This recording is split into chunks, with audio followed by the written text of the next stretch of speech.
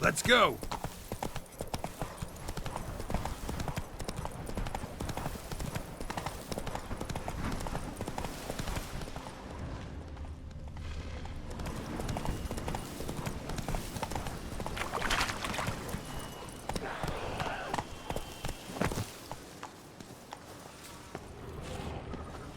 Regis. Couldn't have picked some other place to meet.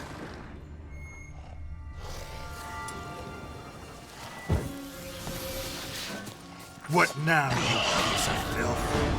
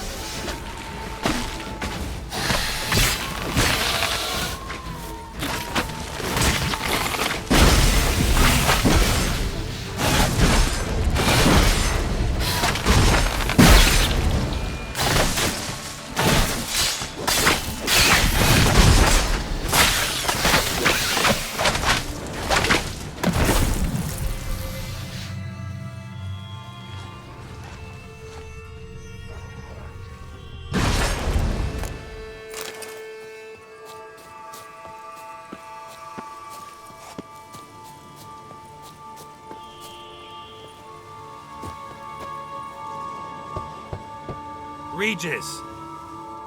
Damn it. Locked. No way I got the place wrong.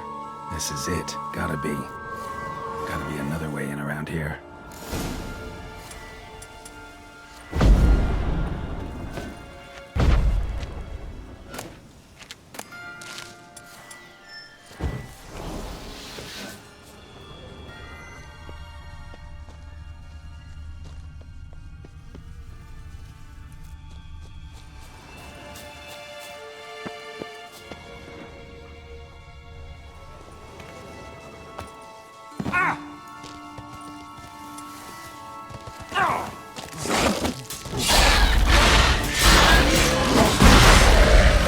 Plenty around here.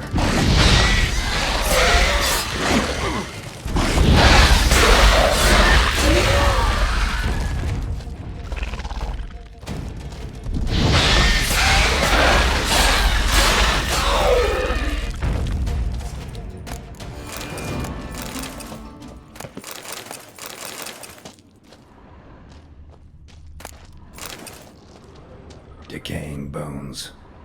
Kikimores must have tunneled into the grave. Kikimore eggs. Need to incinerate these to ash.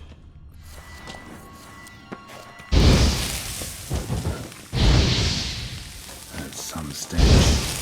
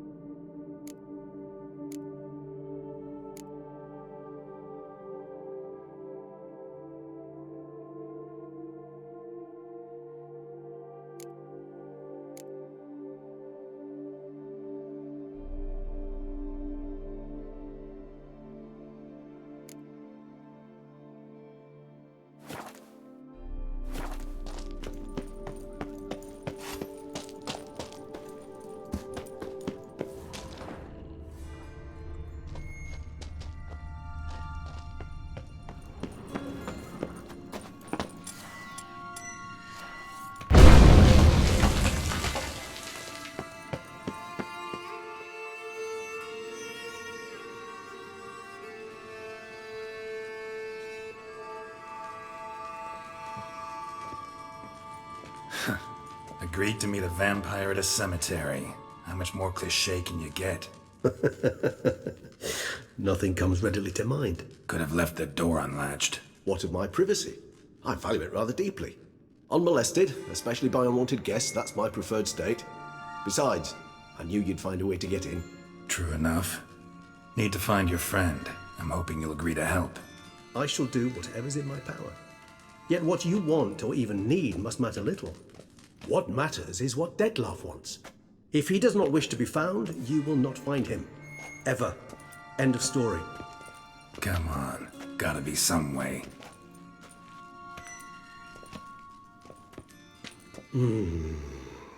Vampires can evade detection by the senses, and no divination magic works on us. Even the most precise megascope would be useless. And this? Could this help? Wherever did you get that? Off one of the beast's victims, found by a bend in the river. Body was chopped in pieces. 3 of those pieces were hands. Hand with the ring seemed the odd one out, but Bruxa had taken an interest in it.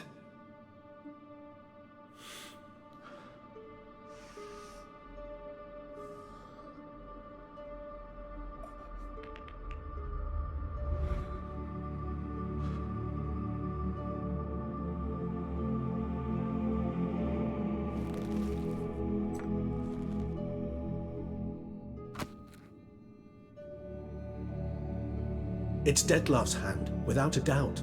It will do splendidly.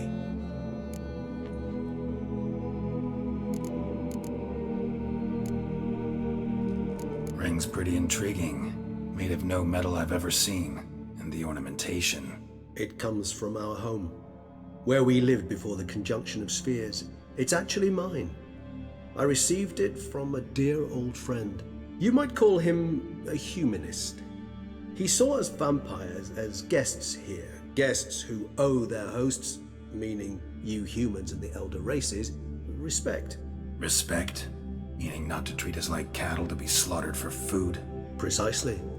And the reason why I in turn gave it to Detlef. To remind him of the ideals my old friend championed. The hand. What do you plan to do with it? You've heard of Kovinaris' theory of tissue memory retention. Rings a distant bell.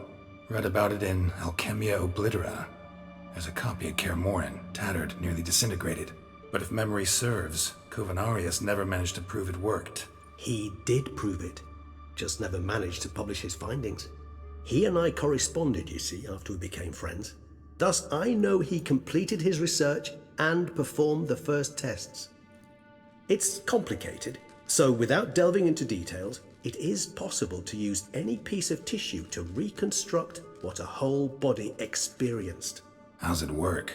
We need any special equipment? We must brew a decoction which Kovinaris gave a rather poetic name, resonance. Once imbibed, it sends one into a trance similar to that induced by narcotics. This triggers visions of events linked to strong emotions experienced by the tissue's owner. Picture it as dreaming a fragment of someone's life. Any chance we might see what Detlef was doing just before he lost his hand? Indeed. Though I also hope resonance will reveal the location of Detlef's hideout.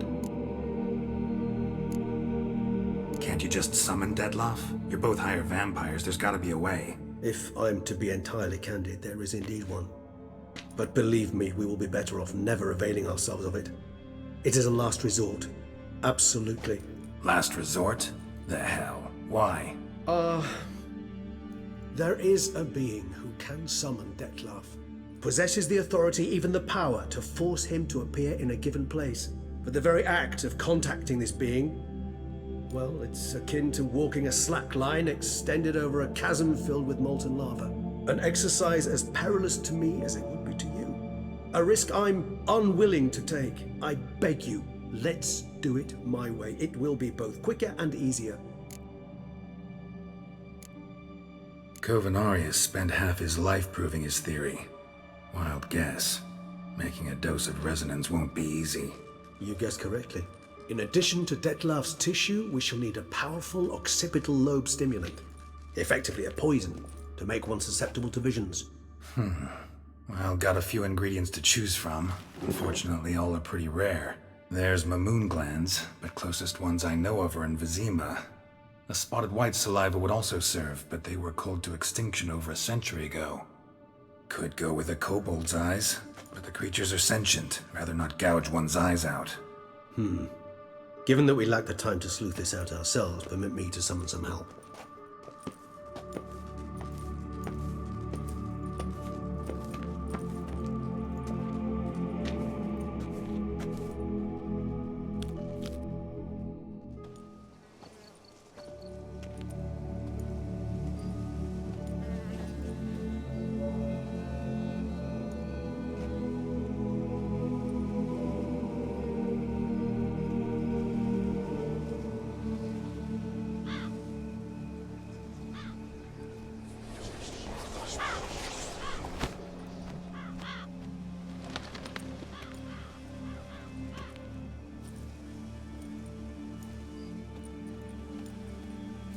What was that?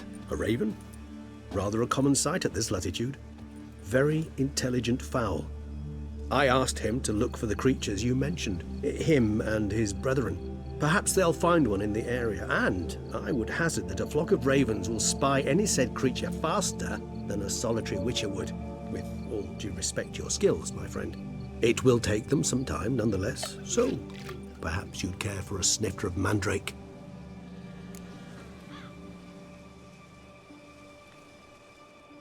Rarely say no to a snifter. Sadly, this is but a weak infusion rather than a proper distillate. Even better. I remember your mandrake hooch. Made people say things they'd have rather kept to themselves. Now, what could Geralt of Rivia prefer to keep to himself?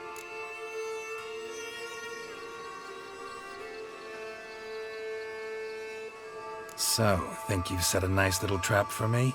Sorry. Want to get me to confess? Gonna have to try harder. I love a challenge. In that case, my ears are cocked.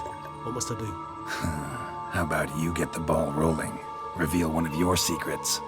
Vampires, intriguing creatures, must lead fascinating lives. Anything in particular interest you? Curious what you did after you were reborn. As I'm sure you can surmise, at first I was thoroughly absorbed with recovering. As it is, I've still not recovered completely. Yet I was so weak the first year that I could not stand nor move on my own. Detlef bore my weakness bravely, showed great patience. If not for him, I wouldn't be here, and I'd have regenerated far slower. Once I could at last stand unassisted, I set off for Bruges, for my one-time home of Dillingen. There I led the peaceful life of a rural healer and surgeon, enjoying my neighbours' respect and, in fact, constituting the exact opposite of the monstrous vampire the populace imagines. Bruges, you say? Rebirth make you sentimental? Perhaps a dash. But what of you? Where have you been? Ever find your Cyrilla? Back then, yeah. But we parted again soon after. And when the time was ripe, she came back. Defeated the Wild Hunt together. Seems I certainly missed quite a bit while I was absent. True enough. But it's a conversation we'll have another time. Need to know more about you now. Gotta ask you the big question. One everyone wonders about. What happens after death? You wish me to tell you if the human belief in the gods is well-founded? Well, that I do not know. We vampires differ exceedingly from you humans. Our matter, that of which we are composed, can exist without form. We require neither a heart, nor a brain, nor air to breathe. But were you dead? As humans understand death, yes. Feel anything? Understand anything? It's rather hard to explain. I felt something very unsettling. Something I cannot even name, for I did no reasoning. Only after rebirth did I begin to understand that what I had felt was cold and unimaginable fear. If not for Detlef, I might have drowned in an eternity of icy terror. Can't have been alive then. Sheesh. Experience like that must be vicious. Indeed, it's hard to compare to anything I know. Yet you are aware we don't see death as you do. The way you cling to life, we find it entirely peculiar. You are mortals, ergo it's a foregone conclusion. You will die. It's but a question of time. Thus, I often find myself wondering why you try so very hard. To die at 20 years, 40, even 100, what's the difference? They're all but the blink of an eye. Depends on your point of view. Man who's got 1,000,000 crowns to spend can't possibly understand one who's only got 20. Very true. One's outlook can indeed change much. Got a new life, a new body. That give you a new start, blank slate? Starting all anew is a very broad concept. What exactly do you mean? Your blood addiction, say. Wondering if your body's the same, if it still remembers. Maybe if you drank now, you wouldn't get hooked. All addictions are a form of slavery. Re-addiction's not a risk I'm willing to take, just to test a hypothesis about corporeal regeneration and whether propensities carry over. Fair enough. Curiosity, that's all. Sorry. Not to worry, Geralt. Curiosity is a natural reaction under the circumstances, apart from which I've always valued that trait in you. Always fascinated me the way vampires can regenerate. A hand growing back is one thing, but Detloff recreating you out of a wet smear? Something else entirely. A difficult and laborious process, but one that's possible, as my presence proves. But I've heard you too had quite the adventure. They say you lost your memory. For a bit, but Triss helped me get it back. Actually, pretty damn lucky I only had amnesia. Yes, you humans are rather buggered in those terms. To strip you of life is, well, it's just plain easy. I've always pitied you in that regard. We vampires are much harder nuts to crack. If a member of another race kills one of us, we can be reborn with a living higher vampire's help. However, if one of our own strikes the deadly blow, death is permanent. There can be no rebirth. One of the chief reasons why vampires long ago swore never to fight one another.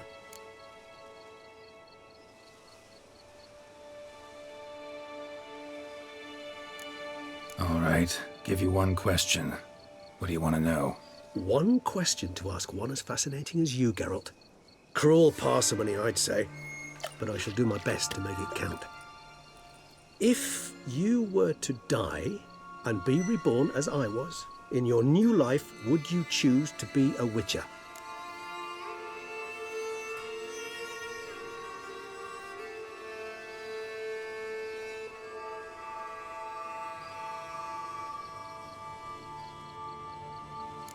See, Regis. Doubt I'd know how to be anything else. Ever tried? See, you're determined to get an answer, to find out if I like being a witcher. Just refuse to ask directly, as always.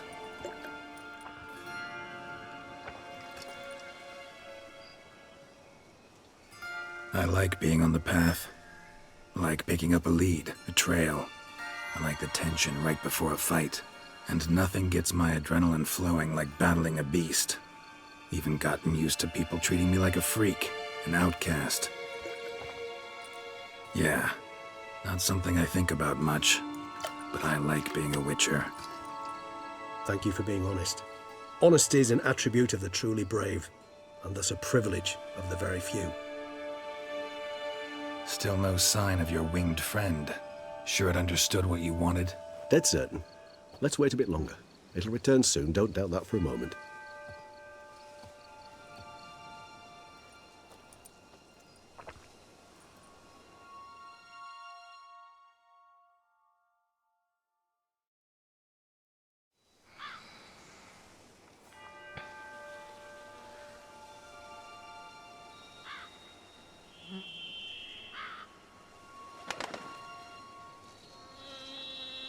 Ever vigilant, even in his sleep. Quite vampire-like, in fact.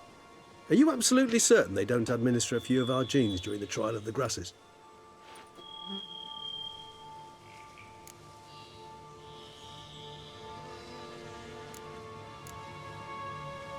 Far as I know, none. Now what you got for me? You were right. No kobolds or mamoons for miles around. Knew it. Allow me to finish. You see, there's this spotted wight. It haunts an abandoned residence in the Caraberta woods. Impossible. My brethren hunted down every last spotted wight before I was born. Then it seems you must revise your knowledge of spotted wights. For somehow this one managed to survive your brethren's onslaught. It seems I know this home it haunts. Recall a tale about it. Locals believe the place cursed. Perhaps that's how the wight survived entirely unmolested.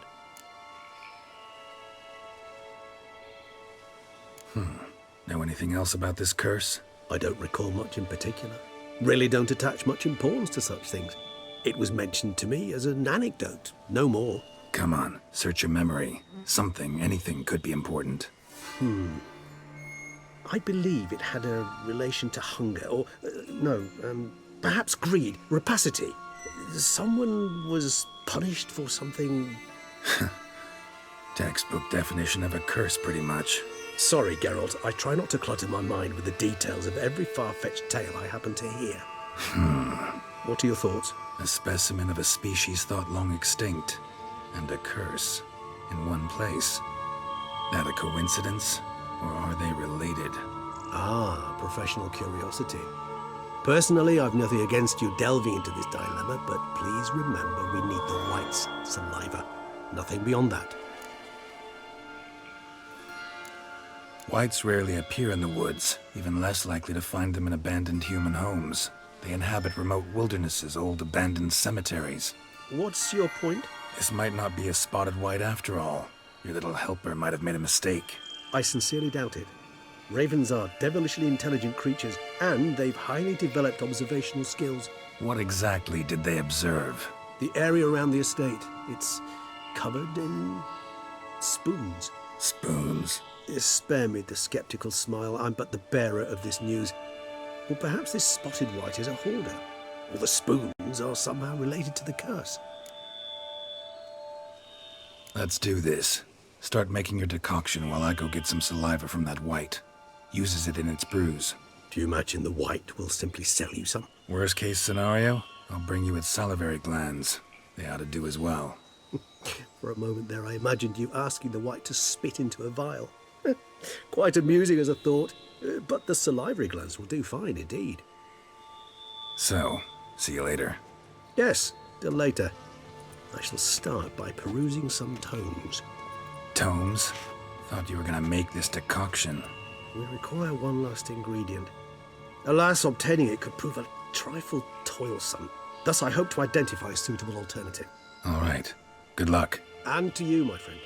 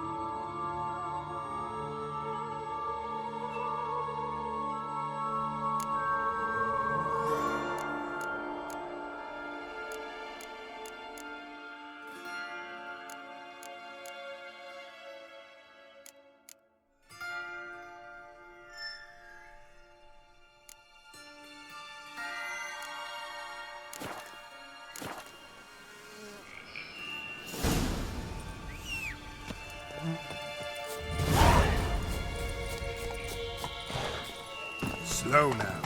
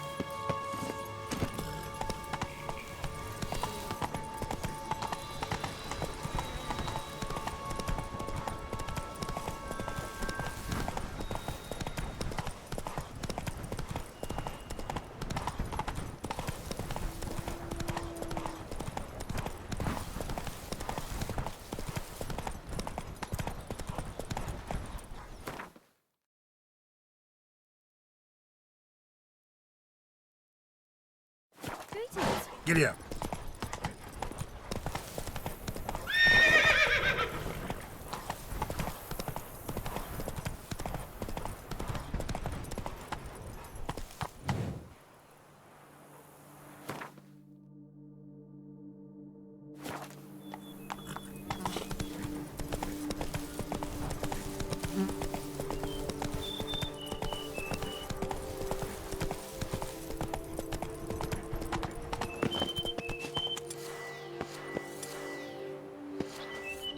Gate's locked from the inside, but got jostled pretty hard.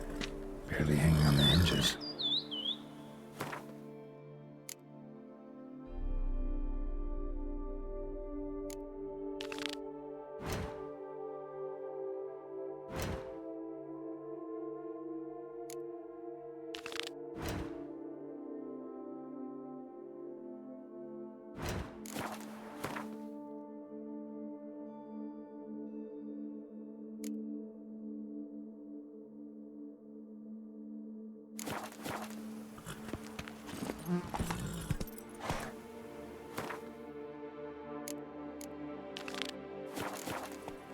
Come on. Bandages. What's that about?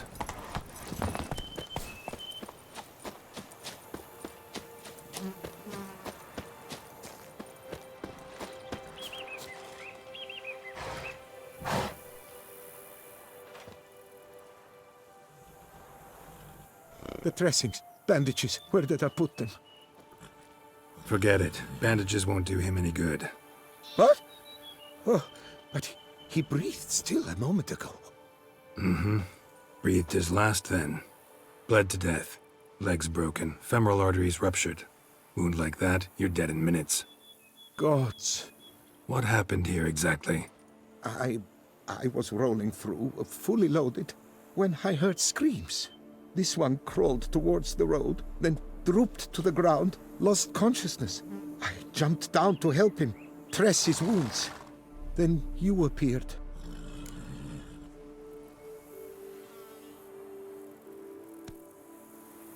Pretty admirable stopping to help a stranger.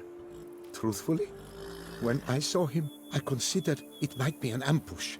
The thought entered my mind, I near decided to crack the whip.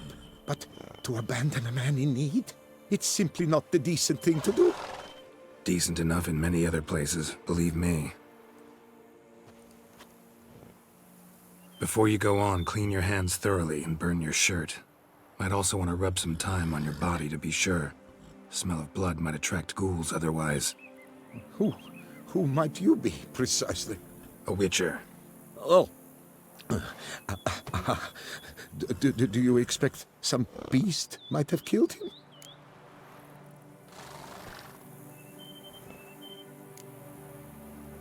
See what we have here.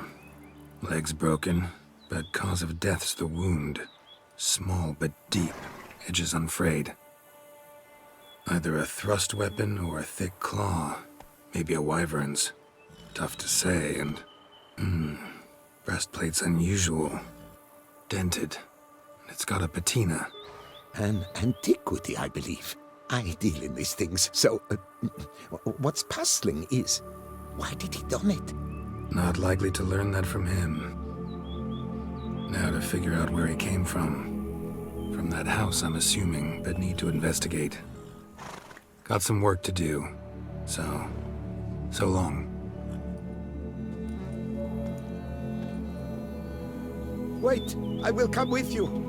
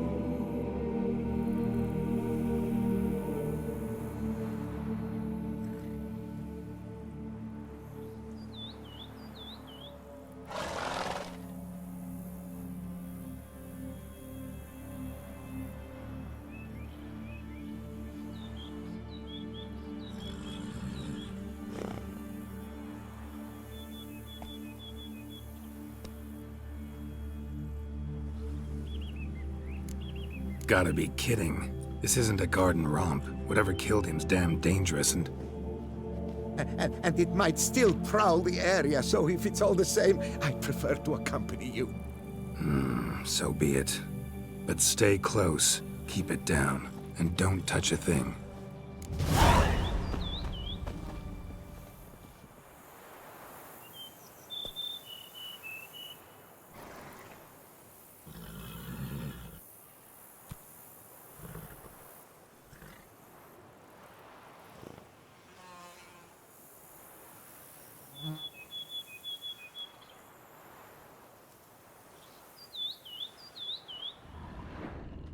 Trail leads to the house on the hill. Which stands silent as a grave.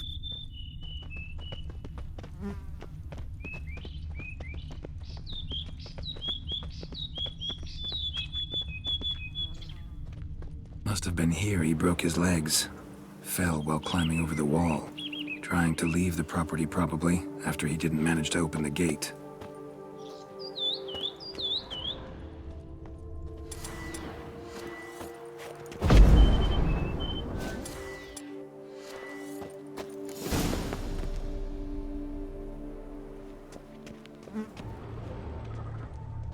Damn it. Good gods! What the hell's this? Setting for a banquet? It seems so. What's your suspicion? Did none survive? Gods! Servant. Stabbed to death.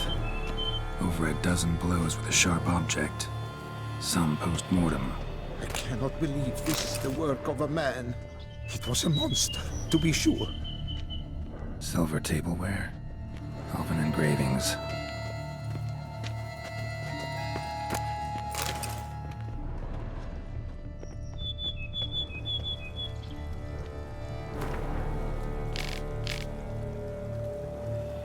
torso punctured with great force. Blow pierced hardened steel. Man on the high road. Breastplate was identical. Throats massacred. One mighty blow. Shield along sides old and dented. Swords ceremonial. And Shay handiwork clearly.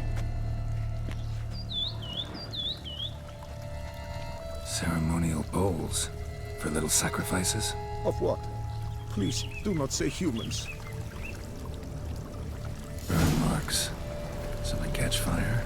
Explode. Strong stench. Multiple wounds on the body. All puncture wounds, but hard to tell what caused them. Victim's human, but the attire's elven. Are you certain? How did he come by it? We've so few non-humans in Tucson. Fled, then dropped to the ground to douse the flames. Didn't manage. Burnt smells growing fainter. Might have been another luckier soul managed to flee. Doublet scorched. Wriggled out of it, tossed it, then ran on.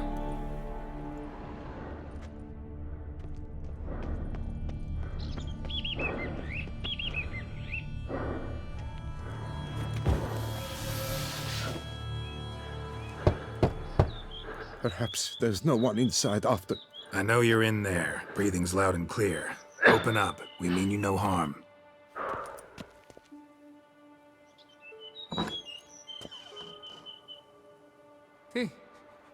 They remain there?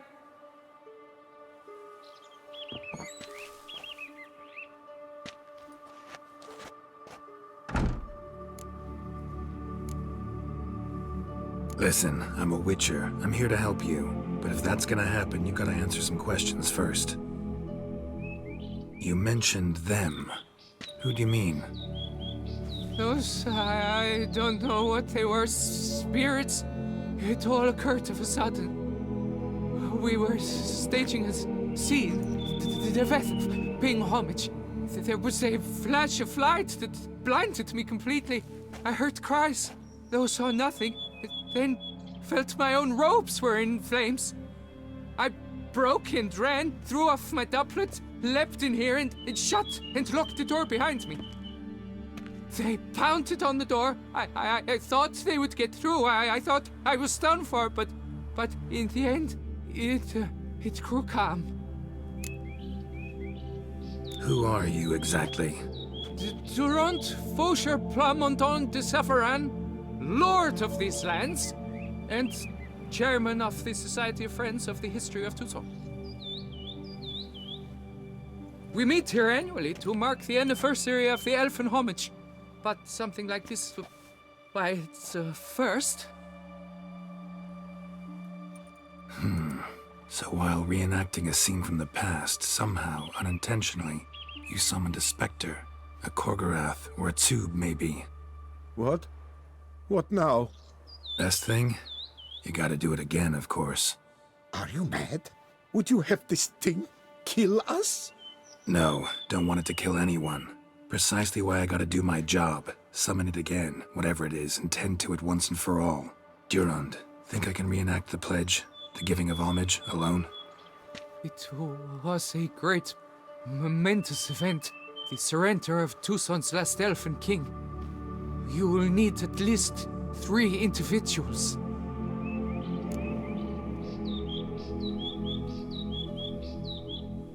You know what I'm gonna ask for. Need your help, but I'll understand if you turn me down. No objections? Good. Let's get to work. Start by clearing the corpses. Got some time. Won't start the reenactment before nightfall. Things of this sort are a lot more likely to work after dusk. One last thing, though. My pay. Don't work for free, you know. Understood. Just keep the danger at bay, and I shall be generous. Through and through.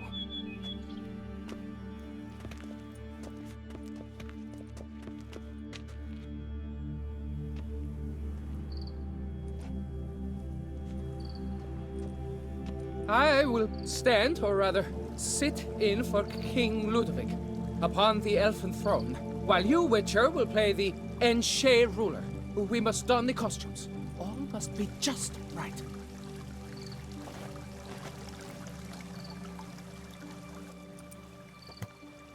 Divethaf, the Elven King, hosted Ludovic in his own palace upon his own throne, amidst the blinding glow of a plethora of torches.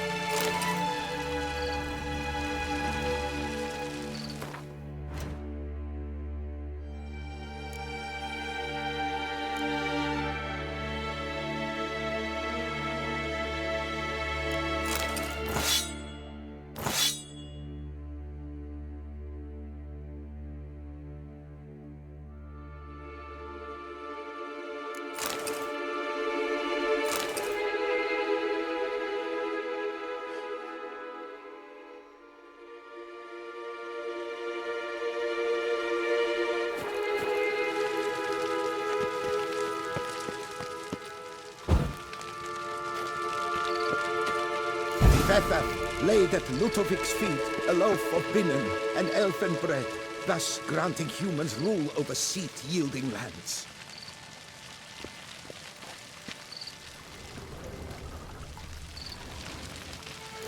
Divethaf filled the ornate ceremonial, but at long last, the Elfin King grasped his sword and shield, thus symbolically passing command of his armies to humans.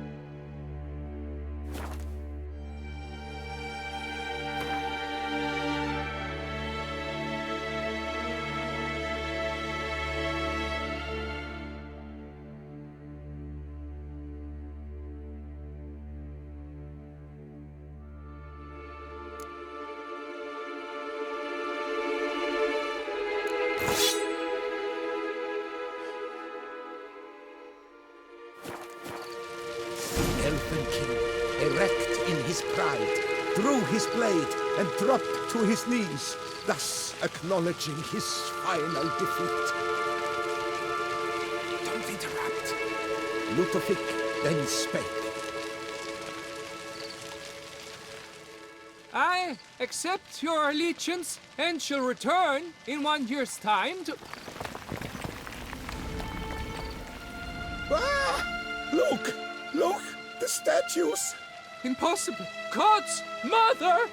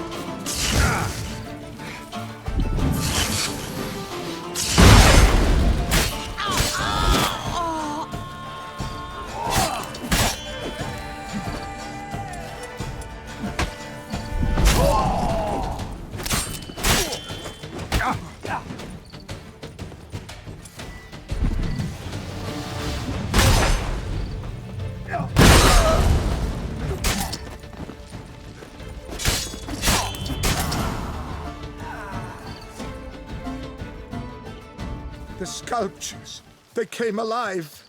By what witchcraft? Dunno. Specialize in killing monsters. Reviving them, not so much. I may know what happened. The statues, you see, once stood in the palace of one Defethov. I acquired them a month past because perhaps I should start at the beginning. This Defethov was to pay tribute to humans, producing statues of this sort each year. Yet he did so but once, for he perished in the massacre of non-humans at the foot of Mount Gorgon in the year 782. It's fortunate he did too, as Defethov had planned Ludovic's downfall. For he sculpted not statues, but columns that masqueraded as such. Columns activated with words said in homage. Columns that would have turned the king and his bodyguards into so much colorful confetti. Typical. Treachery embodied. Elves. Psheh.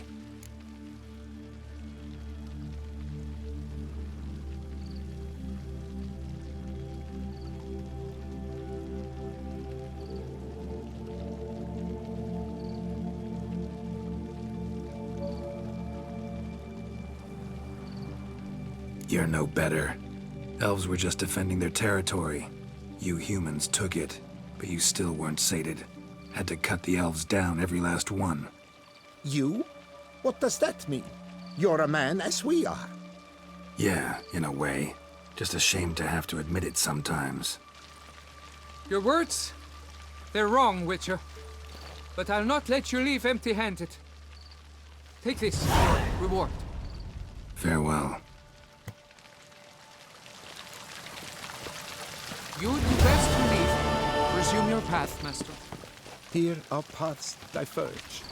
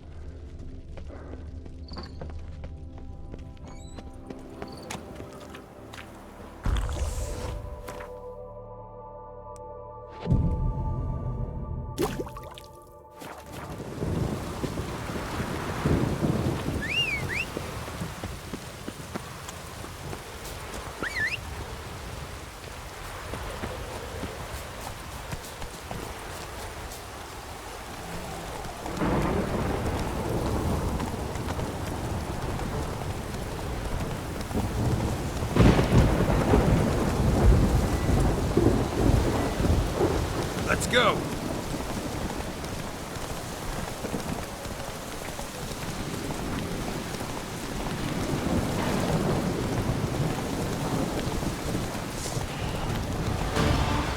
Our guests.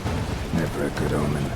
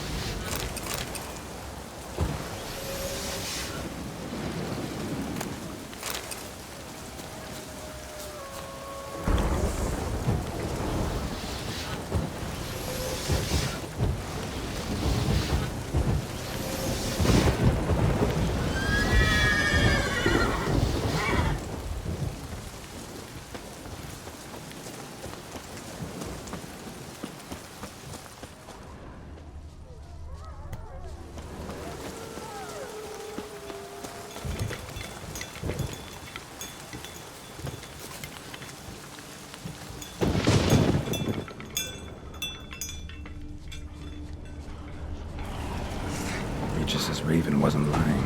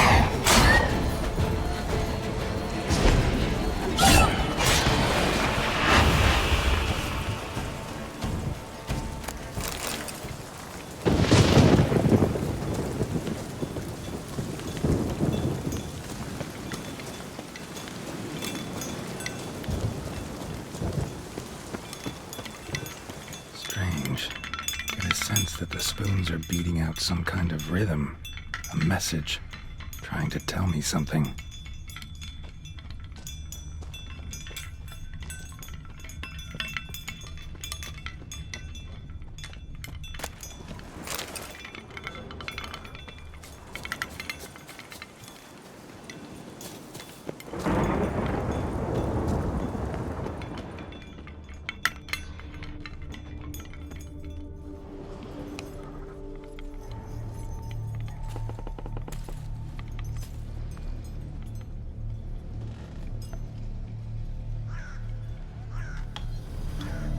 None shall sit and dine with you at your table.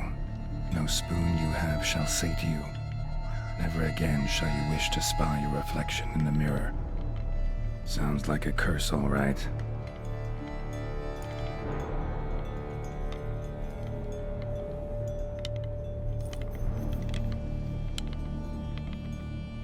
Somebody's clearly obsessed. Regis mentioned the place might be cursed. Can't be a coincidence. Need to look around.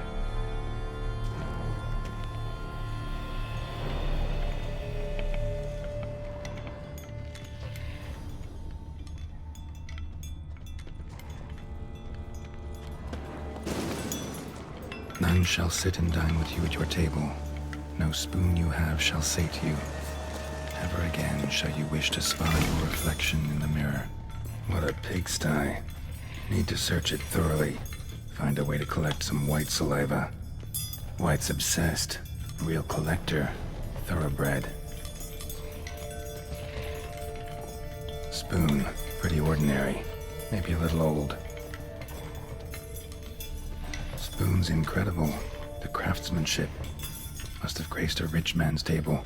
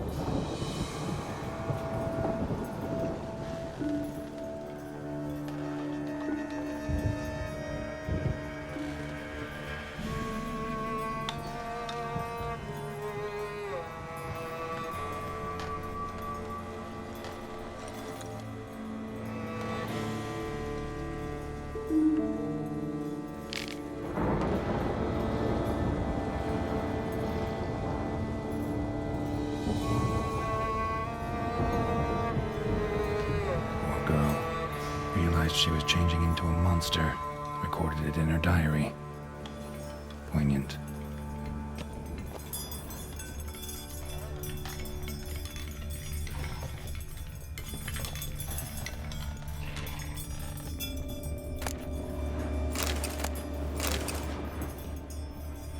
Smashed mirror.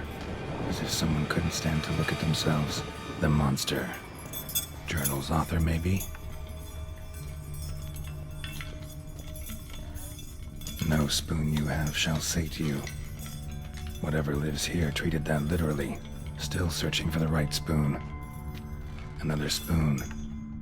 Yep, just as normal as the last one. A spoon key. Sophisticated crafting. Tag bears a description. Wight's a true collector.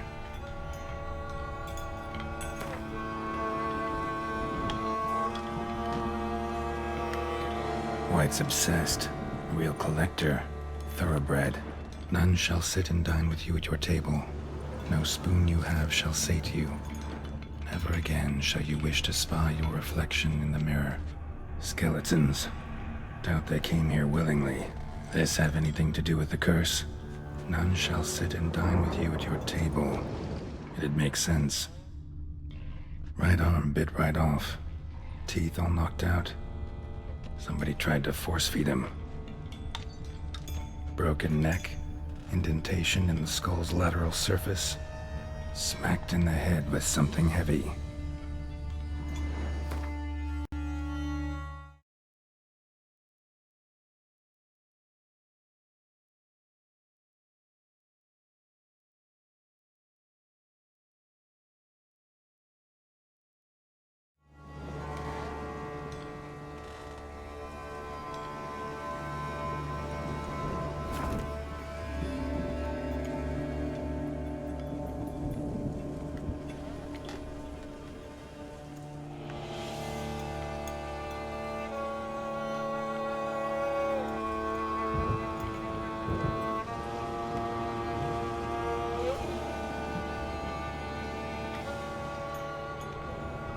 claw or fang marks.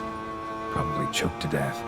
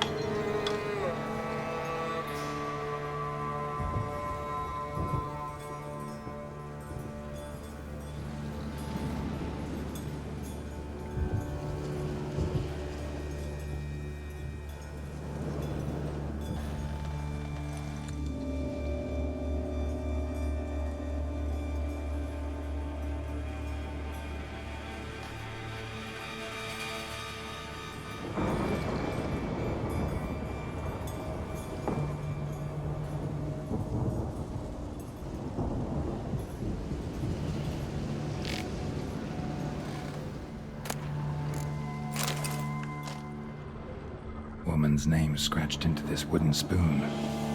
Romantic.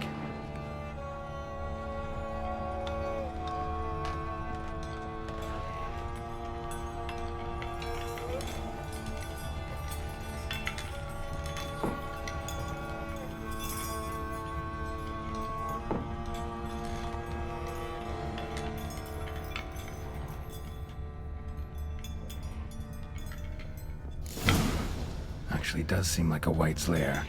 Bit atypical, but still. Cauldron should be somewhere around here. Spoon, pretty ordinary. Maybe a little old. Another spoon. Yep, just as normal as the last one. Cauldron I was looking for. Wight's not particularly tidy. Table's set. Wight who lives here is getting ready for some sort of feast. Wight that lives here, definitely afflicted by a curse, and it's been trying desperately to lift it. Wight's obsessed, a real collector, thoroughbred.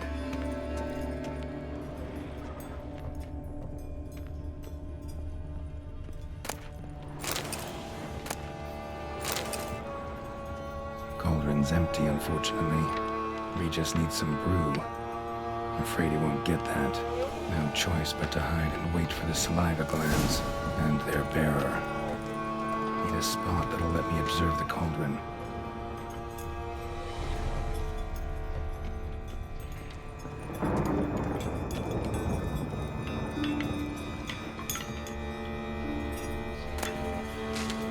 Spoon, pretty ordinary. Maybe a little old.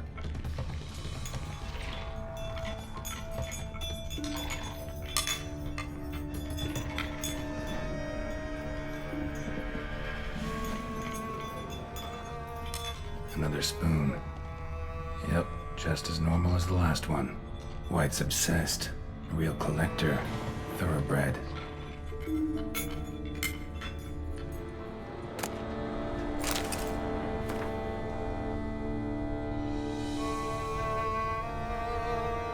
Spoon. Pretty ordinary. Maybe a little old. Another spoon. Yep. Just as normal as the last one. Thousands of them here. Wight's been a collector for years. Wight's obsessed. A real collector. Thoroughbred.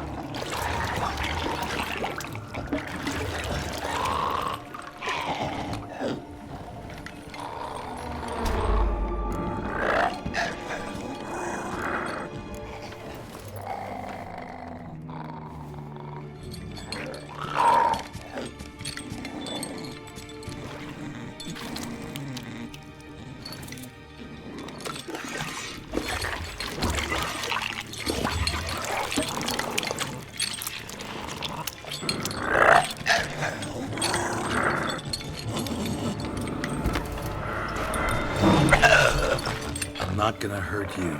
Wanna help? I've seen the words of the curse on the walls. Think I know how to lift it.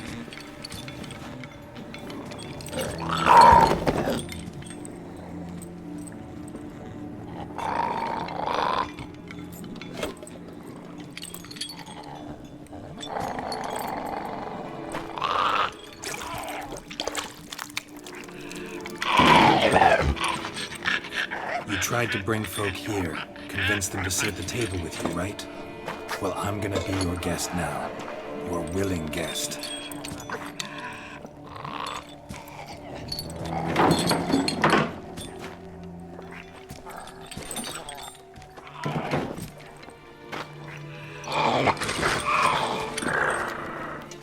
Just need a bit for Regis.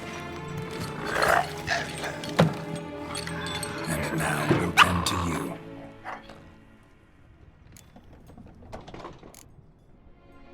Need to get this right. Words of the curse were, none shall sit and dine with you at your table. No spoon you have shall say to you, never again shall you wish to spy your reflection in the mirror.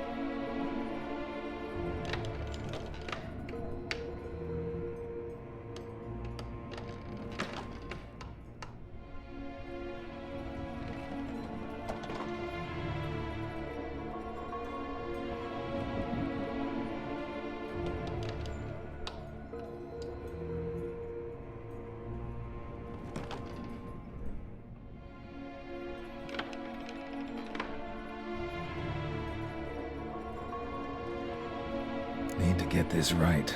Words of the curse were, none shall sit and dine with you at your table. No spoon you have shall say to you, never again shall you wish to spy your reflection in the mirror.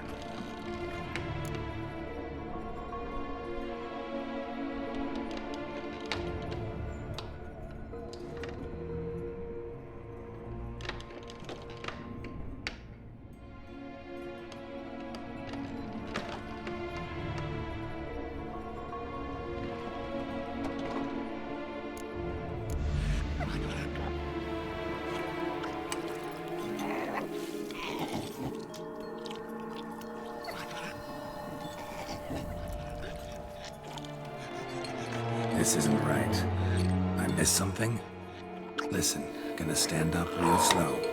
Gotta search the house again. Sit tight, I'll be right back. Calm down.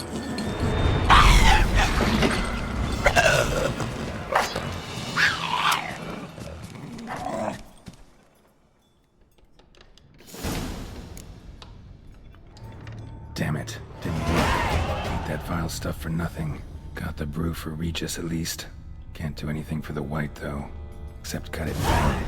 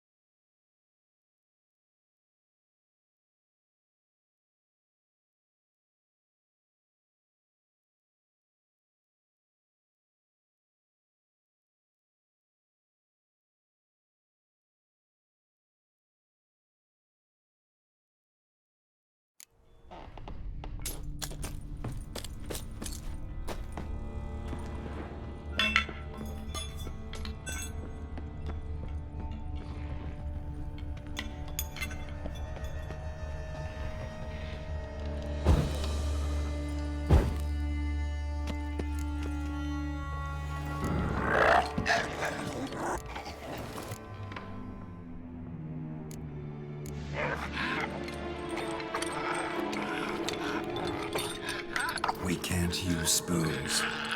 No, that won't work. You've been looking for a spoon that would feed you, but there's no such spoon. We need to eat without spoons.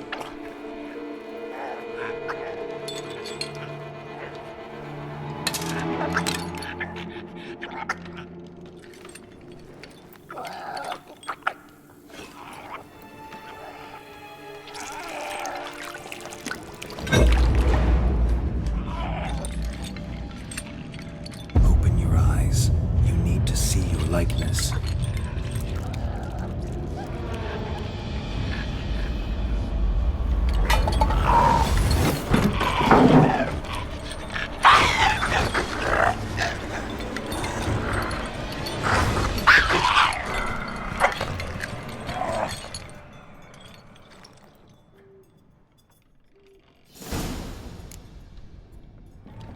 Think it worked. Just not quite like I expected.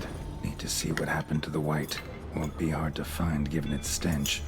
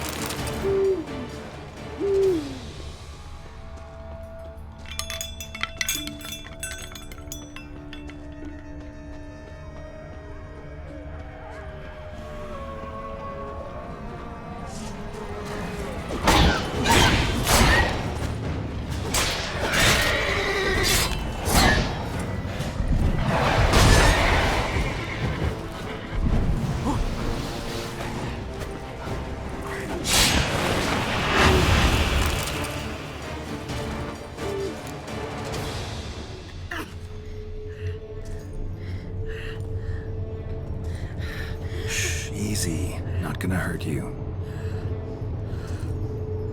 Eat. I must eat.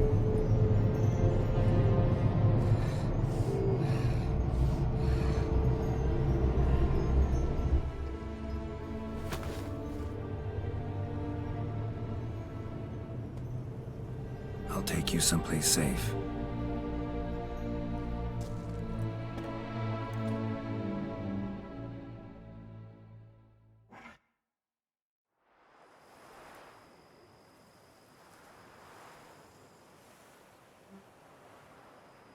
So I took her by the hand and led her here. Seemed the only sensible place for her. You did the right thing, sir. She should recover quickly here. I'm deeply pleased, finally, to make your acquaintance, sir, though I do regret the specific circumstances. In all the commotion, I fear I neglected to introduce myself. I'm Barnabas Basil Folty, and by order of the Duchess, I am to serve as your major domo at Corfo Bianco. Nice to meet you, Barnabas Basil. Love to talk more, but got urgent matters to attend to. While I'm gone, please make sure she gets everything she needs. Don't worry, sir. I shall see to everything. She is safe here and in good hands. She'll soon be back on her feet. Might actually take a while. She hadn't eaten anything in over 100 years when I found her. Horrid. Whatever brought this about?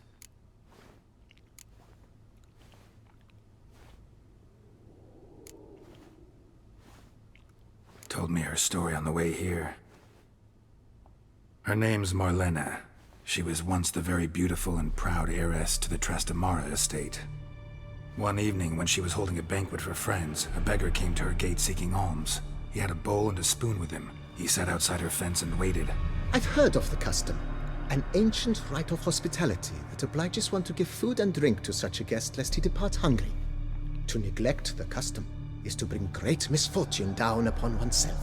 Marlena didn't care a whit for the old customs. She drove the man off, saying she'd rather feed the leftovers from her feast to her dogs than to give the beggar anything. The beggar then broke his spoon, cast a curse. She was beautiful, so he said she'd never wish to look at herself in the mirror again. Since she adored feasts, he swore no one would ever wish to sit and dine with her. And as she even refused him the crumbs from her table, he swore she'd never find a spoon in the world that would sate her hunger. A harsh punishment. I imagine lifting the curse was hardly simple. Curses are tricky. They play on irony. Always gotta figure out what the catch is. Marlena had spent decades looking for a way to lift it. Transformed into a wight, she stole spoons and lured folk into her home, trying each time to get them to dine with her. Didn't work. So what did? Someone had to sit down and share a meal with her, of their own free will. They had to eat without using spoons, and make her look at her reflection. That's it? That was all it required? Simplest solutions are sometimes the last that come to mind. Besides, when you're a wight, it's pretty damn hard to find willing human company for a feast. I imagine so. But, most importantly, it is now over. Please, don't worry. She will be in good hands here. Vineyard comes across as a place with a rich history. Know who owned it before me? Baron Rossel, who went bankrupt, forcing him to sell the estate to the Duchess. The Baron, in turn, had purchased it from Monsieur Bolius of the Headsman, a truly colorful man of Ketweni origin. He was actually a headsman? No, not him, but his great-great-great-great-grandfather. Indeed. Apparently, he was a common cut-purse who somehow secured for himself the post of ducal headsman in Beauclair. Went about his work with an exceptional penchant. They say he chopped off more heads than there are grapevines in the ducal vineyards. He never hesitated, not once. Never sliced unevenly, never botched a job. For his exemplary service, the Duke granted him a title and this estate. Monsieur Bolius, on the other hand, was an engineer in his younger years. Once retired, he settled here and took to producing wine. Sadly, misfortune struck and he lost his sense first of smell, then of taste. Additionally, he could not drink alcohol. His medic forbade it. Shame that. He gave up making wine? Not at all. He made even more of it. Began throwing wild balls to which he'd invite friends from far and wide in order to treat them to his wine and delight in the fact that at least someone could enjoy it. It's the sort of man he was, Monsieur Bolius. Mind giving me a little tour de Corvo Bianco? Not in the least. Follow me, please. I think it would be practical to begin on the hill.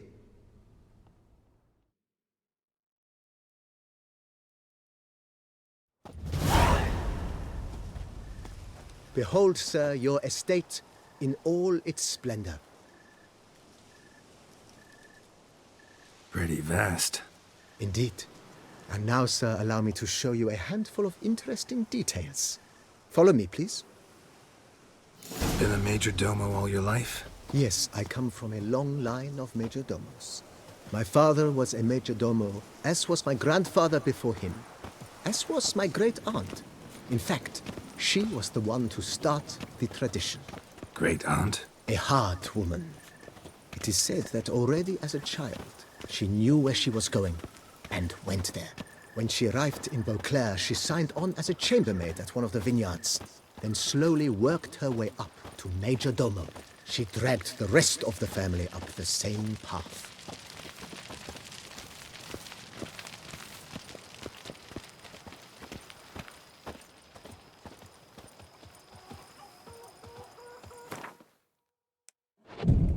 The servants' quarters. I occupy the green home. With the Duchess's permission, I have hired a full staff. Their salaries to be paid from the ducal treasury. Nice of her. Not the most sightly part of the estate, I admit. But I think it's worthwhile for you as master of the domain to know where the help stays.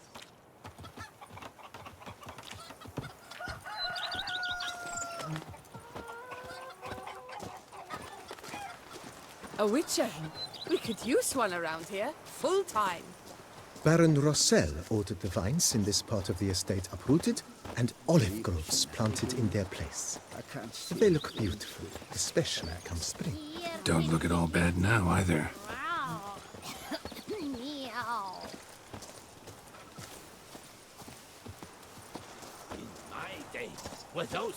Down below lies your vineyard, where we grow a strain of Carfanere, one of the world's oldest.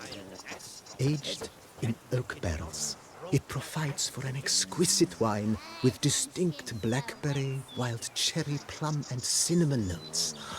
Marvelous. Have to try it one of these days. Deadly! My Camilec aches something fierce. The days pass. The pile of work remains the same. Nice well. Picturesque. Yes, though it ran dry long ago. During the raucous feasts Master Bolius held, he would order it filled with wine. There's a tale about a guest attending a Bolius ball for the first time and thus unaware of the custom. He had suffered great heartbreak and had decided to end his life by jumping into the well. The festivities were coming to a close, and the well was nearly empty when the suicidal guest finally jumped. Instead of killing himself, he merely broke his legs. To numb the pain, he drank the wine. Drank himself to death? Not at all. When found the next day, he had concluded he'd witnessed twin miracles. The water had been changed into wine, and he had survived.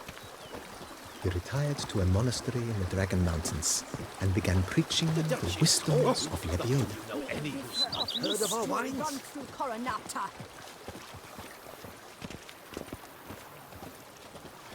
Monsieur Bolius's wife Nina kept a garden here. A supremely lovely place it was. Bit neglected now. I agree. Yet nothing stands in the way of restoring it to its former glory, and once again planting it with herbs and other vegetation.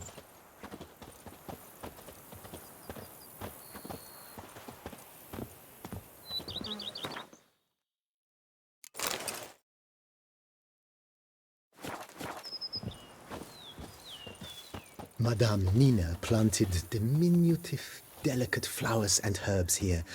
One might say their aroma still hangs in the air. You're quite the romantic, Barnabas Basil.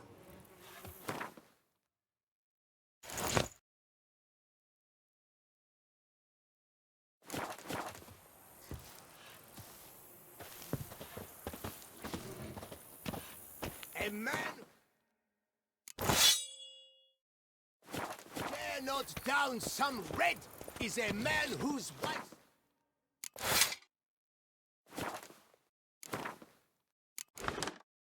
to thump his head.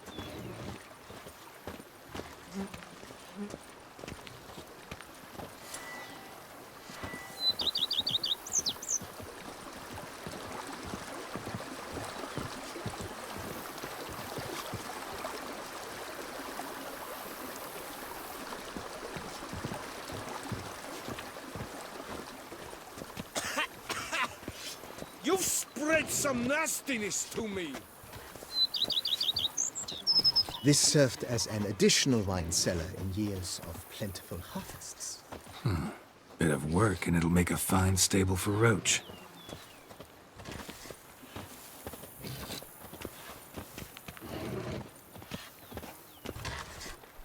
man who dare not down some red. The cellars, voila.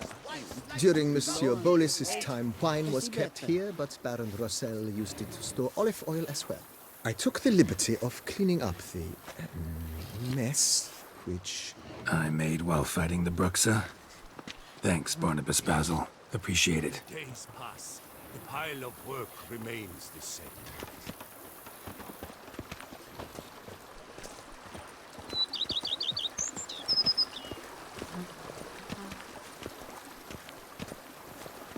As you can see, the facade is, how to put it, slightly stained. But one cannot deny it, a certain subtle southern charm. True, though it could use a bit of subtle paint.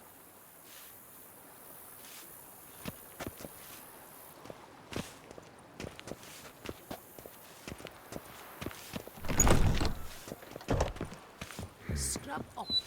And welcome inside. On the left is the master bedroom. On the right, the dining hall and kitchen. Upstairs, you shall find the guest room, currently used for storage. Not a bad idea. At the moment, the house is only minimally furnished. Yet I believe we will, together, devise some innovative arrangements. A few paintings, for instance, would breathe new life into the abode immediately. With that, sir, you've seen the full lay of the land. Corfo Bianco is a beautiful estate. Though one must admit, time has taken its toll. Forgive me for being forward, but if you were to choose to invest a small sum towards its beautification, consider me at your service on the matter. Think I'll take you up on that. Be sure to come and see you if I decide to do any remodeling. Mentioned the place could stand to be spruced up. Oh, most decidedly, sir. The question is where you would like to begin this rejuvenation.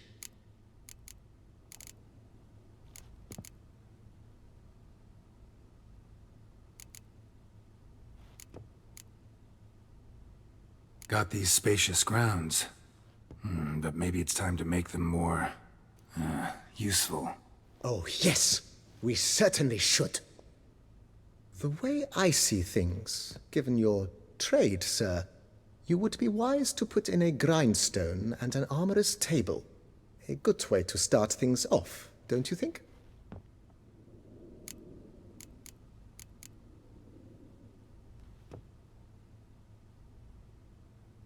In my trade, my blades get dull pretty quick. Could use a grindstone, professional grade. Of course. No one would consider that an unnecessary extravagance, I would wager. Then send out for one, please. A high-quality stone to be set up in the yard. Of course. I shall send a runner to town at once. I believe you shall be grinding to your heart's content by tomorrow. Will you be needing anything else, sir? My armor needs work from time to time. You know, oil this, reinforce that. Could use a decent work table where I could do all that.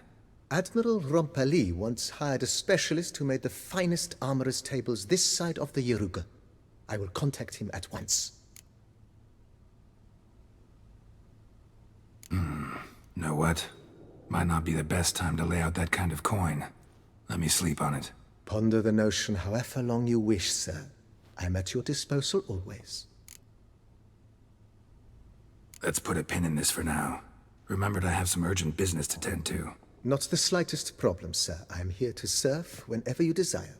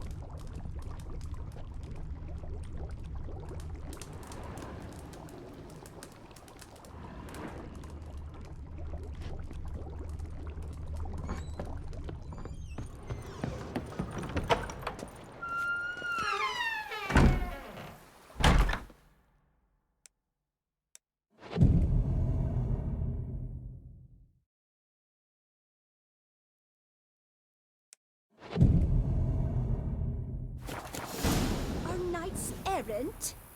They're so heroic, we had to summon a witcher to do their work.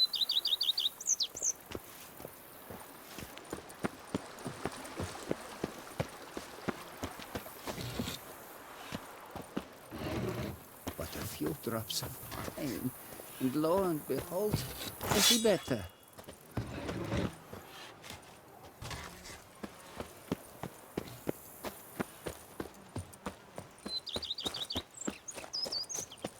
If my lips don't stink of wine, my wife won't know they're mine. You spread some nastiness to me.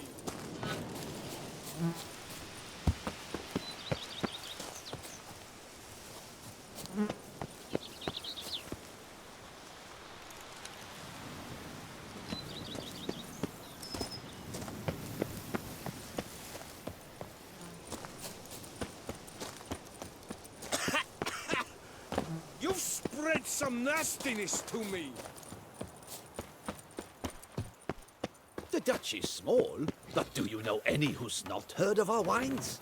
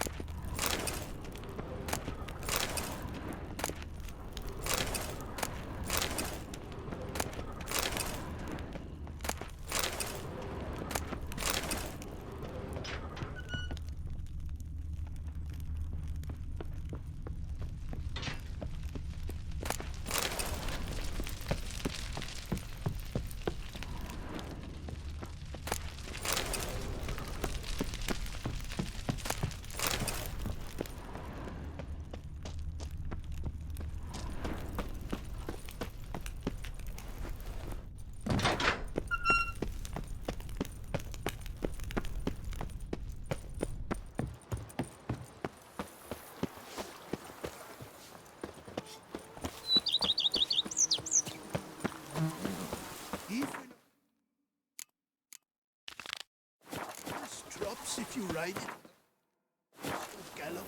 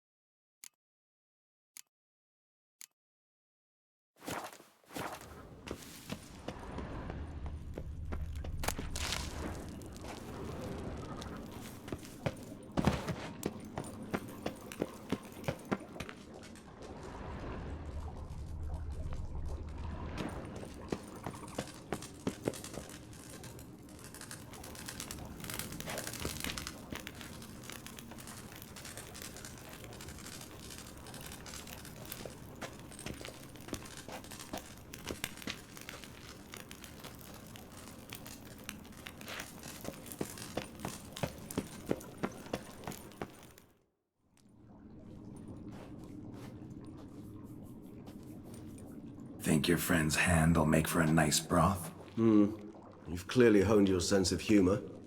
But we are not cannibals, Geralt. I took a fragment of tissue from their hand. It will suffice to prepare some resonance. What did you do with the rest? I cremated it, as our codex commands. A raven told me you'd acquired the necessary ingredient.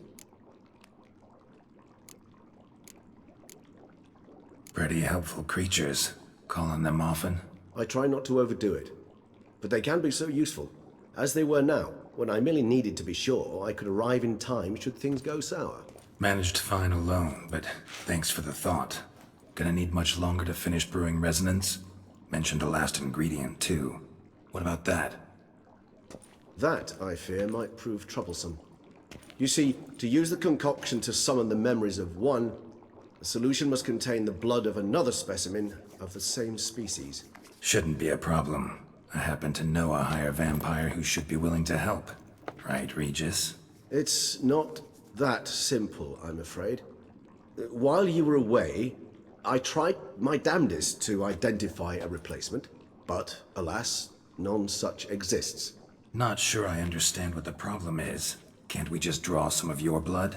The blood must be in an agitated state. As I'm certain you know, higher vampires can change their corporeal shell. As our flesh changes, so does our blood's chemical composition. To make a long story short, I shall need to induce in myself a state of strong psychokinetic arousal. In brief, madness, rabidity.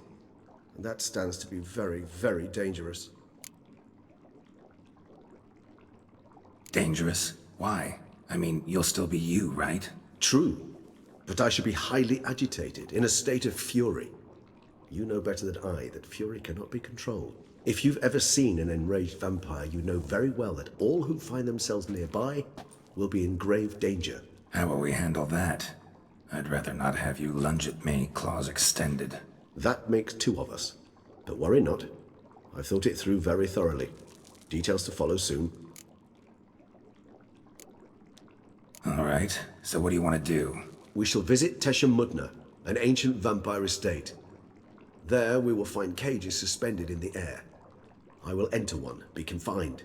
You will lure beasts there. Beasts you will then kill. The bloodletting should prove profuse. Abundant enough so that the blood scent will drive me mad. Wild. Teshamudna. What's it like? It is a place of torment. A torture chamber. Long ago, shortly after we'd arrived in this world, one among us named Kagmar developed such a taste and lust for human blood that in one night he could imbibe an entire village. This brought trouble on the entire species. Common folk wearied quickly of living in constant fear. They began to hunt us, seek the aid of mages and witches in tracking us down. So what?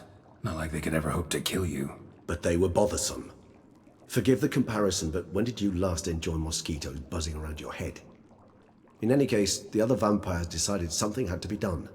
Kagmar had to be caught and punished. A torture chamber was thus outfitted in the dungeons of Teshamudna. Inside it, a cage made entirely of a special alloy of silver, dalvinite, and meteorite steel. Kagmar was captured and locked in the cage. Sat there over 2 centuries, driven to fury time after time, never able to escape. Thus I know the cage will withstand the fury to which we shall drive my humble being. See no reason to dawdle. Teshamudna. Take me there. In a moment. Just one last thing.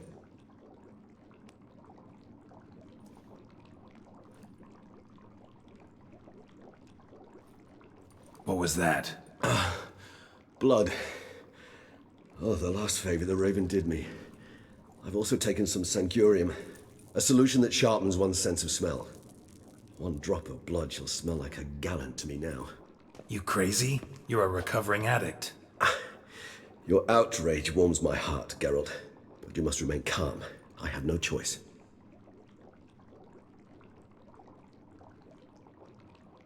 As things stand, the die is cast. High time we set off for Teshamudna. My head's spinning already, and you're starting to smell quite tasty. And you're starting to scare me.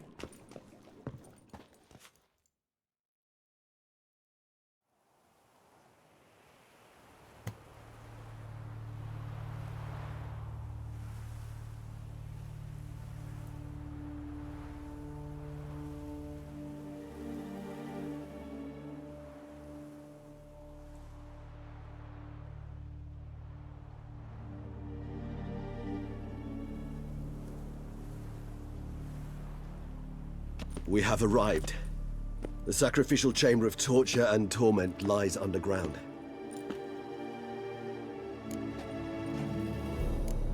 Sure you know what you're doing? I can only hope I do. Please, let's go. The longer we delay, the less control I shall have of my faculties.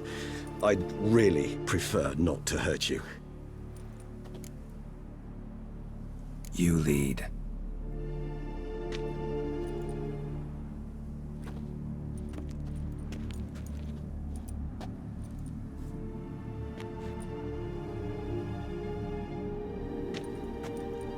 Scurvers must be getting close to their feeding ground. Correct. I told you there'd be danger.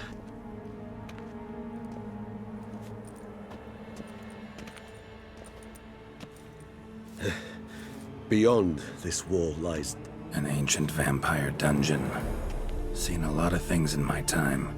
Nothing quite like this, though. I feel honored. A man with such a wealth of experience, yet I'm about to show him something new. Now, to open it.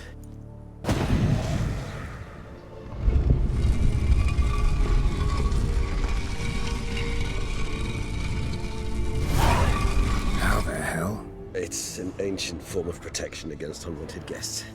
The mechanism which releases the latch reacts only to a higher vampire's blood. Tricky mechanisms, a vampire hideout. Fortified, secured. Must have been important to your species once, Toussaint. It shall always be so. During the conjunction, the gate from our world into this one opened upon this land and no other. This was the first place we saw. Victim's been disemboweled, intestines ripped clear out. Scurvers have gnawed on this corpse, repeatedly.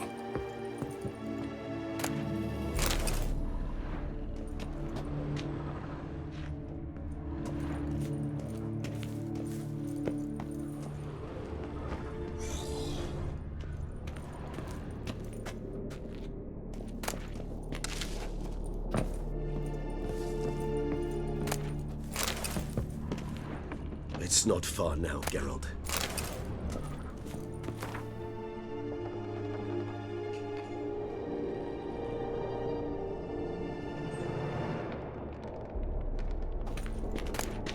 Human husbandry and care? This for real?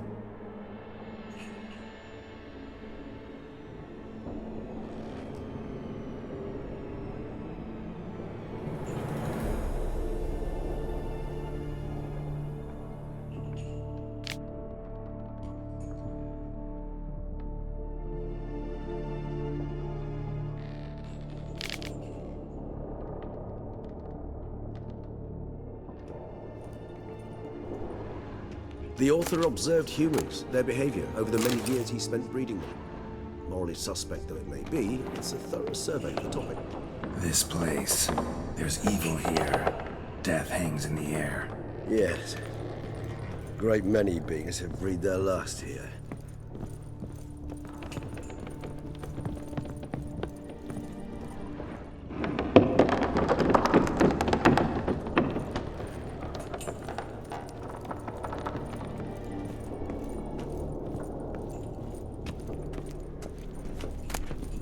Glyphs are carved into the rock. Coated with blood used to be. They mean something? They're emblems, symbols of, well, what you would call tribes, dispersed throughout the world after the conjunction. My ancestors placed them here to remind us all where we came from.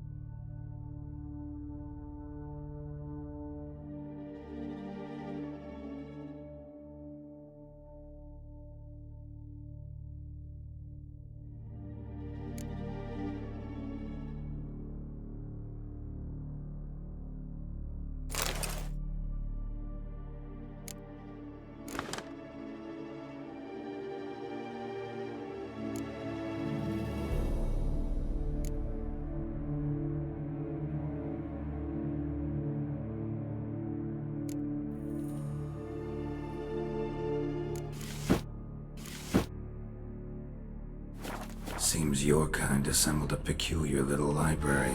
Indeed, though I personally did not lay a hand to it. Cells? Who for? Disgraceful. Excruciating to see this particular page from our history. I'd rather not summon the demons of the past if it's all right with you. And this one? Which tribe's this? Garisham. My tribe, and Detlaf's. We both remained in this part of the world.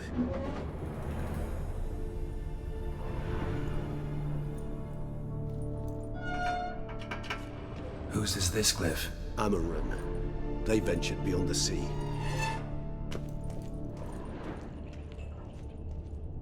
What's this symbol mean? It's the symbol of the dead. Those who went east beyond the Blue Mountains.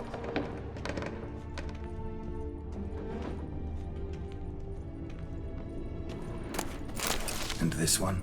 Which tribe's this? Garisham. My tribe, and Detlaf's.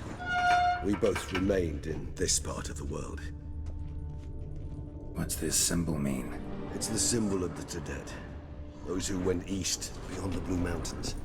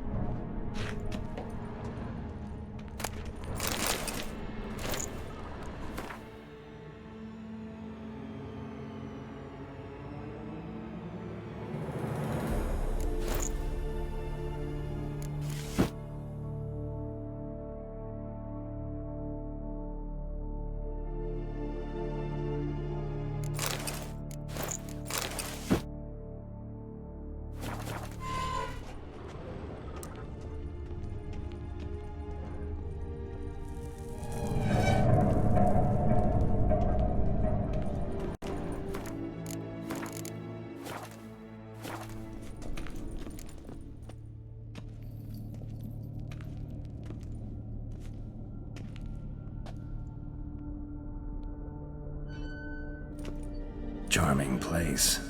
But what are all those cages for? Mentioned one vampire being kept here. Yes, well, you see, humanitarians is something my ancestors were not.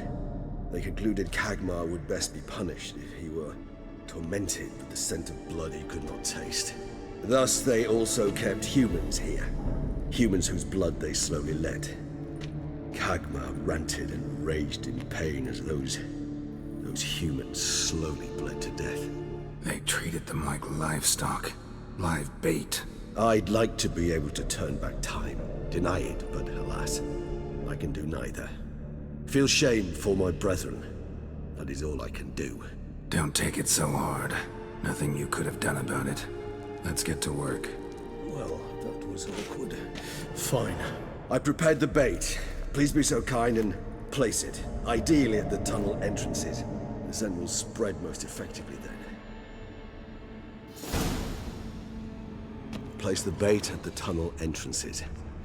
Monsters will catch its scent more quickly. When I think how these tunnels got here, send shivers. It was the natural order of things. The place reeked of death and it attracted necrophages.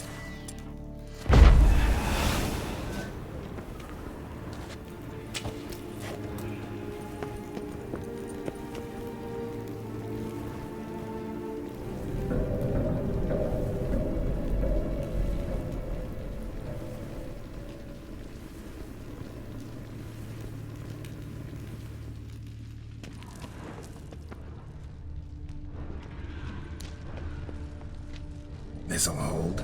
Doesn't look like anything special. I told you, Kagmar thrashed about inside it for over 2 centuries. Appearances can be deceiving. 3 done. 1 left. Think this'll work? I certainly hope so. The meat stench is so thick, I wager it carries clear to Novigrad.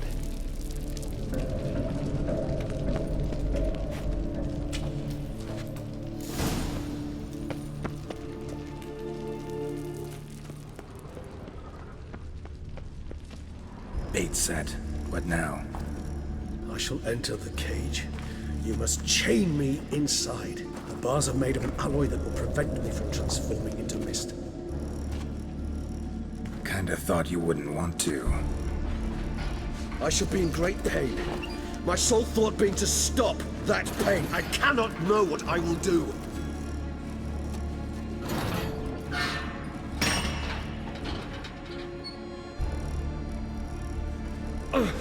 We must hurry. The beasts have caught the scent, also my head started spinning. That the blood?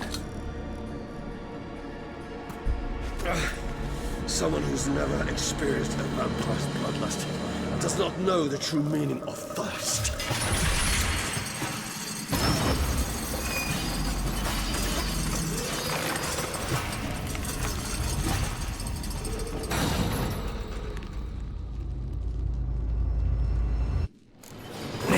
Safe word. You know, something you'll say when you can't take it anymore. And what would you do once I uttered it? Don't know. Calm you down. Somehow. Please. You won't be able to. We must forge through this, that is all.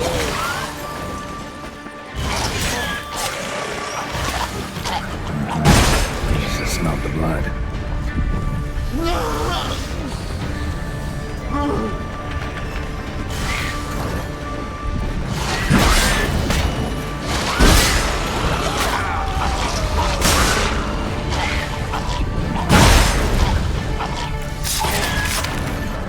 Hanging in there.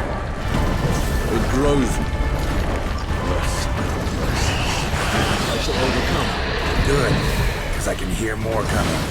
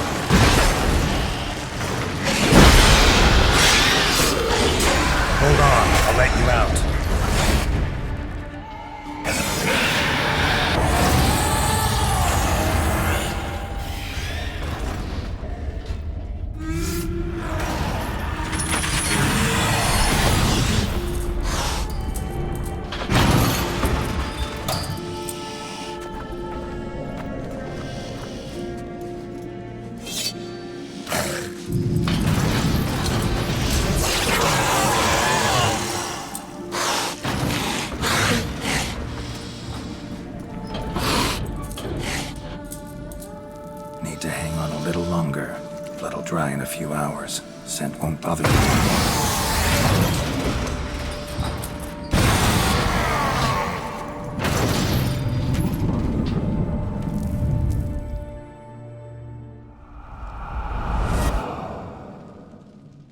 Get you out of here. The concoction.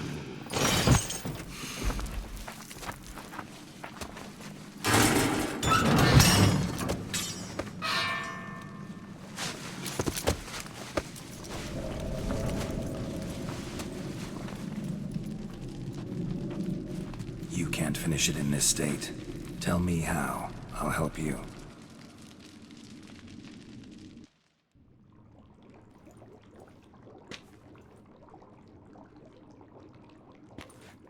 Any better? Far from ideal. And some time must pass before I fully recover. But yes, a bit better, thank you.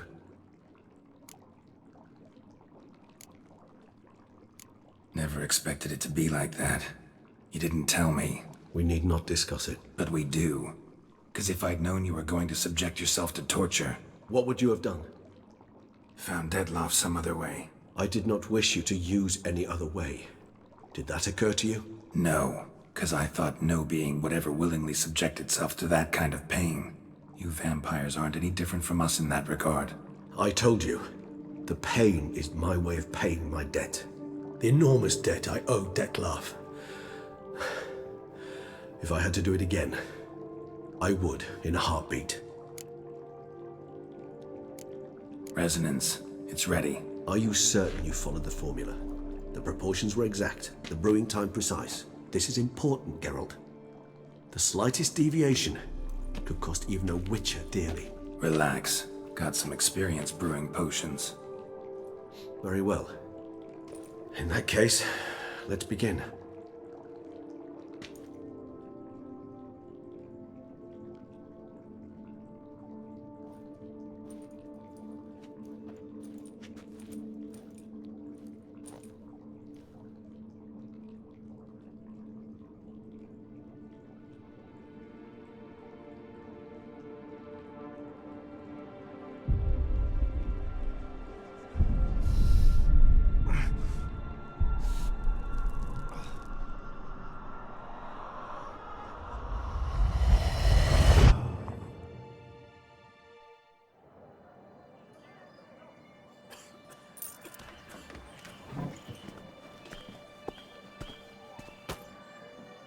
Excuse me. I shall only take a moment. You jumped the queue, sir. But Count, sir, you must understand. I've a meeting. The Count... Sir, you were next. Please, take a seat. This gentleman was here first. Step down or you shall regret it. Ah, fails to realize he was your friend, Count.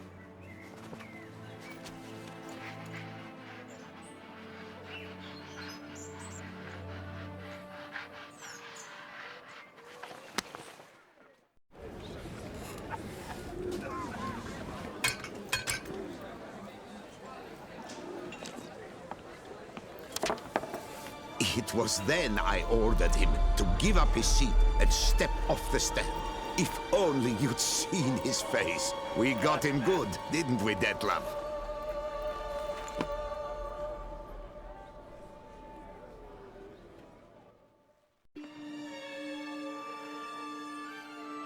And then Mother insisted we buy the mill. Curious, eh?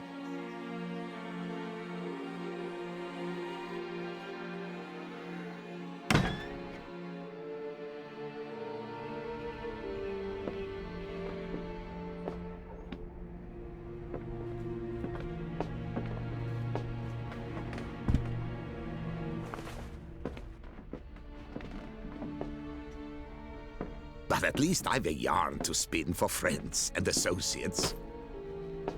Forgive me. What?